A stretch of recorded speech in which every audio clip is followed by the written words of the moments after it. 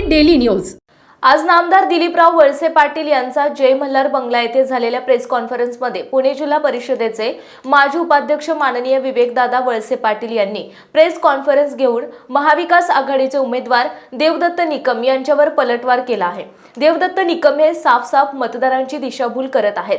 त्यांनी स्पष्ट करावे की त्यांचा बोगद्याला समर्थन आहे किंवा समर्थन नाही हे जनतेमध्ये त्यांनी प्रेस कॉन्फरन्स घेऊन सांगावं।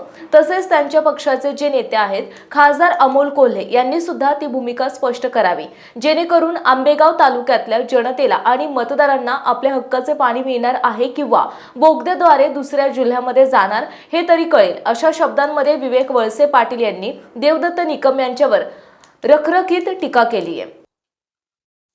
नमस्ते। काल डिंबे धरणाच्या बोगद्या संदर्भामध्ये देवदत्त निकम यांनी अतिशय दिशाभूल करणारी वक्तव्य आपल्या सगळ्यांच्या माध्यमातून केली आणि जनतेला या सगळ्या प्रश्नावर गुमराह करायचं काम त्यांनी त्यांच्या वक्तव्यामधून केलं। खरं तर डिंबे बोगद्याचा जो विषय आहे तो या निवडणुकीमध्ये अतिशय महत्त्वाचा असा प्रश्न आहे। गेल्या अनेक दिवसांमध्ये घडलेल्या घडामोडींमध्ये, राजकीय घडामोडींमध्ये या मुद्द्याचा महत्त्वाचा भूमिका त्या ठिकाणी आहे आणि असं असताना नामदार दिलीपरावजी वळसे पाटील यांनी या संदर्भातली आपली भूमिका वेळोवेळी आपल्या सर्वांच्या माध्यमातून, त्याचप्रमाणे जाहीर सभांमधून देखील त्या ठिकाणी आपली भूमिका सांगितलेली आहे। बोगद्याची संदर्भातली सर्व पार्श्वभूमी आपल्या सर्वांना माहिती आहे। अतिरिक्त पाणी घेऊन जाण्यासाठी परवानगी असणारं किंवा संमती असणारं पत्र हे ती मंडळी त्या ठिकाणी दाखवतात, परंतु त्याच्यानंतर बोगद्याचं पातळी ज्यावेळेला त्या ठिकाणी खाली करण्याचा प्रयत्न झाला गेला आणि आपलं धरणातून अतिरिक्त पाण्याच्या ऐवजी सर्वच पाणी घेऊन जाण्याच्या संदर्भातला जेव्हा प्रयत्न झाला गेला तेव्हा साहेबांनी त्या भूमिकेला विरोध केला आणि ती विरोध करण्याची 3-3, 4-4 पत्र असताना देखील जुनं एक 18 सालचं पत्र हे अतिरिक्त पाणी घेऊन जाण्यासंदर्भातलं होतं, ते दाखवून जनतेची दिशाभूल करण्याचा प्रयत्न त्या ठिकाणी करतायत। हे पाणी घेऊन जाण्यासंदर्भातली किंवा हे पाणी अडवण्यासंदर्भातली भूमिका ज्यावेळेला पक्षामध्ये मांडली गेली, पवारसाहेबांकडे मांडली गेली, त्यावेळेला त्यांनी त्या भूमिकेला पाठिंबा दिला नाही आणि म्हणून साहेबांना तो राजकीय निर्णय त्या ठिकाणी घ्यावा लागला आणि तो राजकीय निर्णय घेताना या तालुक्यातील, त्याचप्रमाणे शेजारच्या तालुक्यातील देखील जवळपास 1 लाख हेक्टरवर 1 लाख एकरवर अवलंबून असणाऱ्या शेतकऱ्यांच्या जीवनमानाचा हा प्रश्न होता। आंबेगाव, शिरूर, जुन्नरच्या भवितव्याशी निगडीत हा प्रश्न होता। बळीराजाच्या भवितव्याशी निगडीत हा प्रश्न होता। सुजलाम सुफलाम झालेला हा आंबेगाव तालुका, जुन्नर तालुका किंवा शिरूर तालुका याचा काही भाग पुन्हा एकदा जर उजाड होणार असेल तर त्यापेक्षा राजकीय भूमिका ही ठळकपणे त्या ठिकाणी घेतली पाहिजे आणि जनतेच्या बाजूने घेतली पाहिजे। या भूमिकेतून साहेबांनी तो निर्णय घेतला। काही लोक आता त्याला विरोध करताना किंवा त्या भूमिकाला विरोध करताना कुठल्या तरी पक्षाच्या आणि त्यांच्या नेत्यांच्या सांगण्यावरून, त्यांच्या ताटाखालचं मांजर झालेली ही मंडळी त्यांच्या सांगण्यावरून या ठिकाणी त्या भूमिकेला विरोध करतायत आणि आपलं पद मिळवण्यासाठी किंवा आपल्याला राजकीय फायदा मिळावा यासाठी या जनतेचं भवितव्य पणाला लावण्याला ही मंडळी त्या ठिकाणी तयार झालेली आहेत। माझा तुमच्या माध्यमातून त्यांना एकच त्या ठिकाणी सवाल आहे। बोगद्याच्या संदर्भामध्ये त्यांनी काल जी भूमिका घेतली की पेसातले लोक त्या ठिकाणी परवानगी असल्याशिवाय करता येणार नाही किंवा करणार नाही, खरं तर त्या ठिकाणी जी मान्यता त्या ठिकाणी घ्यावी लागते। पेसा संदर्भामध्ये देखील आम्ही त्या ठिकाणी माहिती घेतली, परंतु राज्य शासनाचे जे काही मोठे प्रोजेक्ट आहेत त्या संदर्भामध्ये पेसा कायद्याला फक्त त्या ठिकाणी ग्रामपंचायतींना सल्ला देण्याचा अधिकार त्या ठिकाणी आहे आणि जरी त्या ठिकाणी थांबवण्याचा जरी अधिकार असला तर जर मग पेसा ग्रामपंचायतच्या सरपंचांनी आणि ग्रामसभा घेऊन त्या ग्रामस्थांनीच जर सगळे निर्णय घ्यायचे असतील तर मग आमदारांची भूमिका याच्यामध्ये नेमकी काय असणार आहे आणि हे पाणी घेऊन जाण्यासंदर्भामध्ये आपली त्यांची स्वतःची भूमिका नेमकी काय आहे हे त्यांनी स्पष्ट करावं। मी त्यांना याही अगोदर एकदा विचारलं होतं, कदाचित त्यांच्यापर्यंत तो प्रश्न पोहोचला नसेल। मी आज पुन्हा तुमच्या माध्यमातून त्यांना असं विचारतो की बोगद्याला त्यांचा विरोध आहे का पाठिंबा आहे हे एकदा त्यांनी निसंदिग्धपणे त्यांनी स्पष्ट करावं। गोल गोल फिरवून या प्रश्नाला बगल द्यायचा प्रयत्न त्यांनी करू नये आणि स्वतःचा राजकीय फायदा जर त्या ठिकाणी करण्यासाठी जनतेच्या भवितव्याचा बळी त्या ठिकाणी देऊ नये अशी मला त्यांना तुमच्या माध्यमातून विनंती आहे. 2018चं पत्र जे व्हायरल केलं जातं किंवा ते जे सांगतायत तर पत्रामध्ये नेमकं साहेबांना भूमिका काय म्हणायची? 2018चं जे पत्र आहे ते पत्र खरं तर इथून पाठीमागे देखील साहेबांनी आपल्या सगळ्यांना त्या ठिकाणी दिलंय आणि आजही आमच्याकडे ते पत्र त्या ठिकाणी उपलब्ध आहे. हे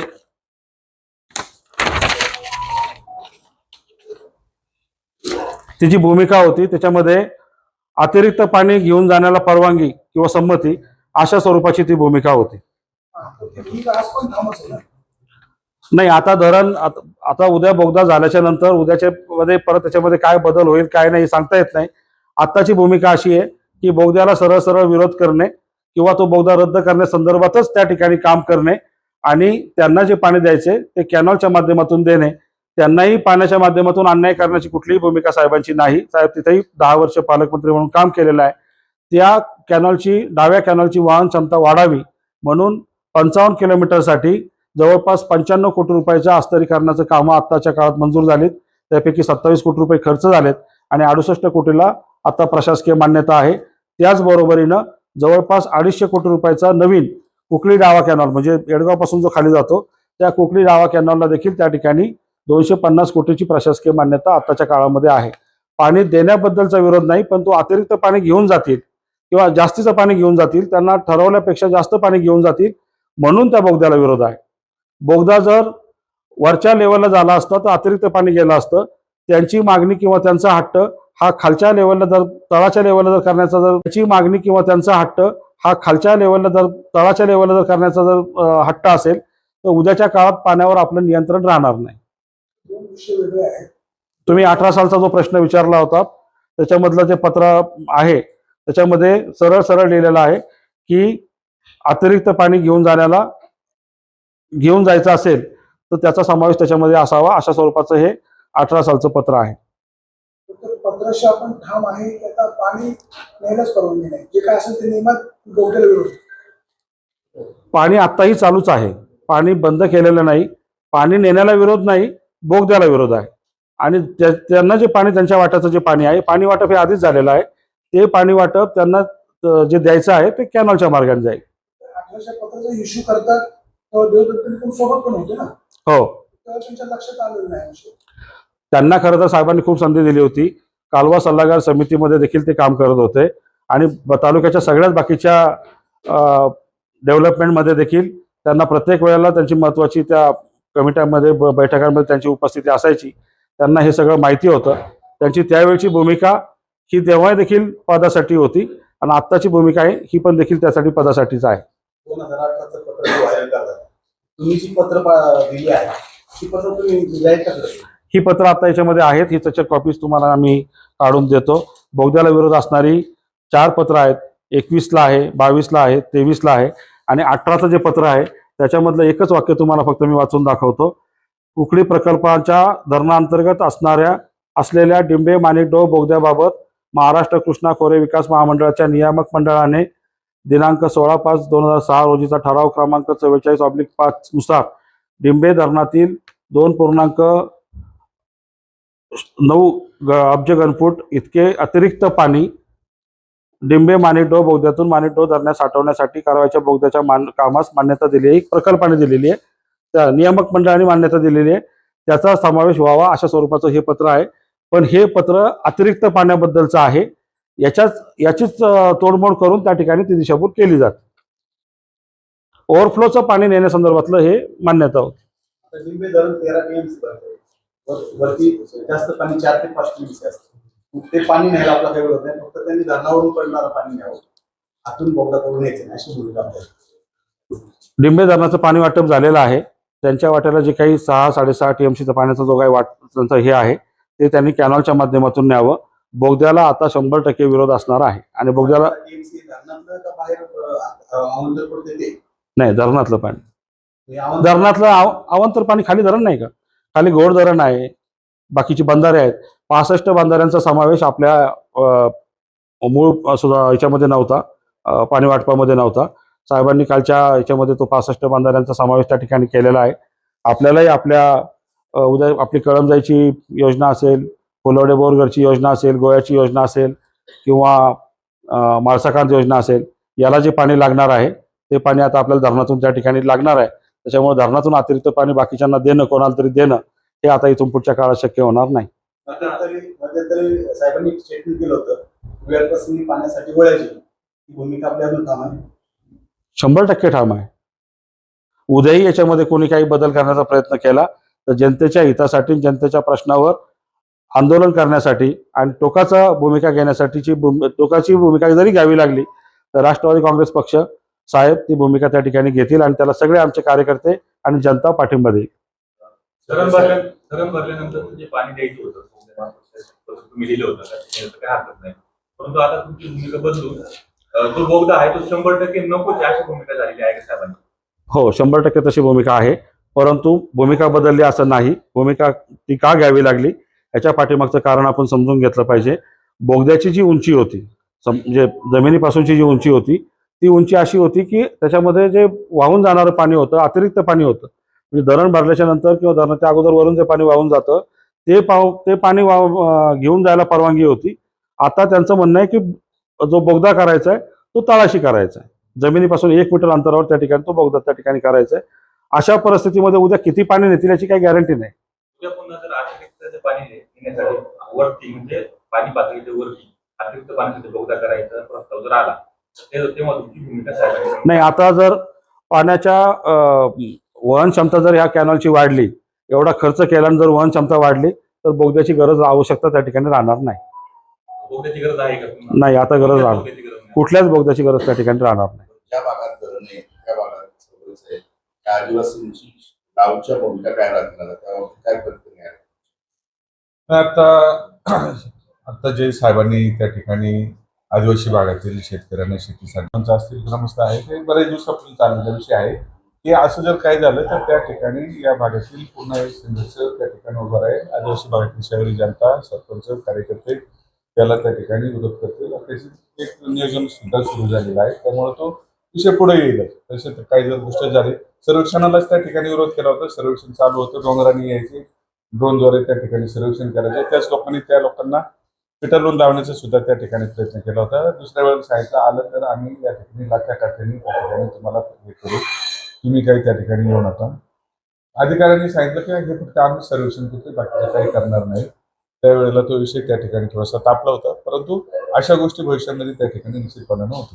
देवदत्त निकम यांना बोगद्याबाबत भूमिका स्पष्ट करण्याबाबत विचारला असता त्यांनी असं सांगितलं की आदिवासी बांधवांची जी भूमिका असणार आहे ती भूमिका ही माझी भूमिका असणार आहे. तुम्ही आता आदिवासी नेते आहात, आज तुमचं जे राखीव पाणी साठा तोच तुम्हाला मिळाला नाही, त्याच्यामध्ये आदिवासी बांधवांची भूमिका काय असणार आहे? यांच्या आधी माझा थोडासा अजून एक प्रश्न त्याच्यामध्ये आहे की या संदर्भामध्ये रोहित पवारांचे एक स्टेटमेंट पाहिलं मी की त्यांनी सांगितलं की या पाण्यासंदर्भामध्ये आंबेगाव तालुक्यातील जनतेला विश्वासात घेऊन त्या ठिकाणी ते बोगद्याचं काम पूर्ण करायचा किंवा बोगद्याचं काम मार्गी लावण्याचा प्रयत्न करू, अशा स्वरूपाचं एक स्टेटमेंट मी त्या ठिकाणी पाहिलं. तर विश्वासात घेणार म्हणजे नेमकं काय विश्वासात घेणार, कसं विश्वासात घेणार, हा त्याच्यामधले त्यांनी त्याच्यामध्ये स्पष्टीकरण दिलं पाहिजे किंवा त्यांच्या इथल्या पक्षाच्या नेत्यांनी त्या ठिकाणी ते स्पष्टीकरण दिलं पाहिजे.